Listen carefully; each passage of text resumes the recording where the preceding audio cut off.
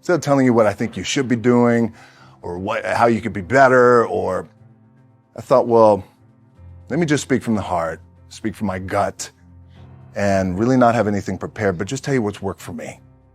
And maybe some of the stuff that's worked for me might work for you now, currently, presently, as you guys have your goals and ambitions, but then further on down the line, as you guys continue to live your life.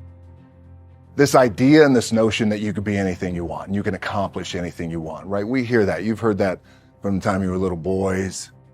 You hear that now. You're already incredibly accomplished. You guys know that. The thing that has worked for me is to remember the hard times. So, and I'm sure you guys all have your processes. And again, I'm going to tell you what's worked for me.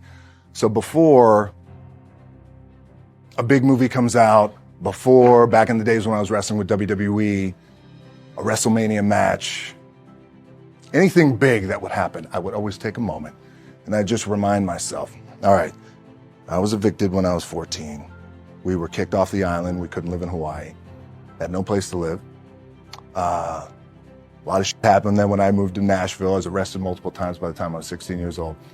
I would remember that, and it allows me then to be present in the moment and understand, holy, the stuff I have around me right now, this is the shit that I dreamed of when I was a kid. I am here. I played for University of Miami, played for great teams. Warren Sapp, Ray Lewis, they were my teammates. They were balling. Warren Sapp was playing tight end that time. I was starting defensive tackle. Yeah, they moved him over to D-line. And he looked at me, he's like, yo, dude, I'm gonna take your spot. I said, you ain't taking my spot. He said, I'm gonna take your spot. I said, no, you ain't. We battled, and he took my spot. Now you can imagine how that with me, because there goes my opportunity.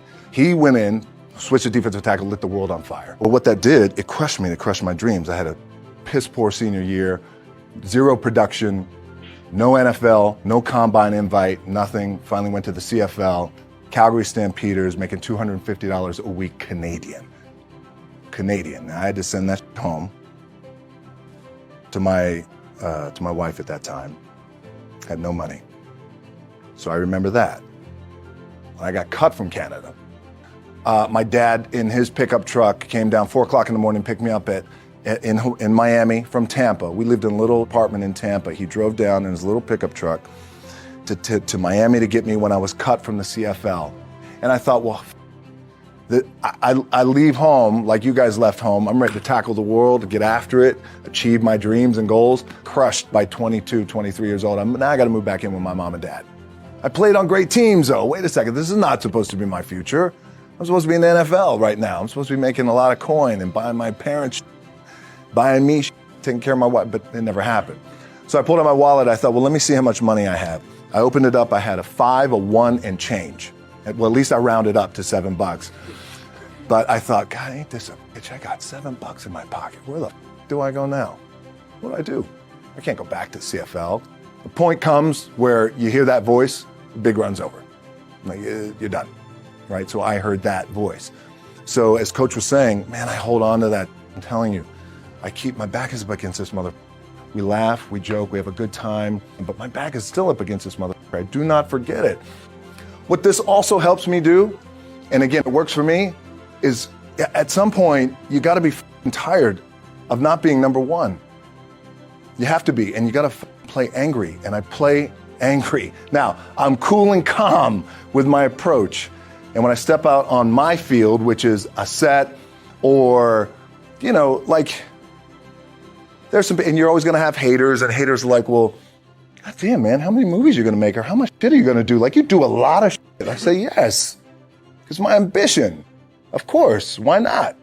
I could do it. Yeah, I love what I do. And not only that, but in what world do we not work every day? My back is up against this thing, you know, and I started to play angry, by the way, and I still play angry. My last match, Brock Lesnar, transitioned, and I realized if I had to be great at something, I wanted to be great in this world of Hollywood and movie making and producing and entertainment, I had to commit, and like you guys have to commit. Obviously, you commit to something, commit to the goal.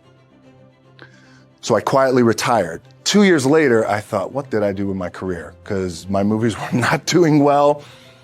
I was written off. It was around 2006, 2007. I was like, I pulled a Jim Brown. I left when I was on top, like number one in the wrestling business, and I left. It was a ballsy, gutsy, some call it stupid move, but I had to commit and I had to follow what was in my gut. What helps me is to keep the hard times in the front of my mind, because it allows me to go into these big moments that I've worked my ass off, and you guys have worked your ass off. It allows me to go into these big moments with a different perspective.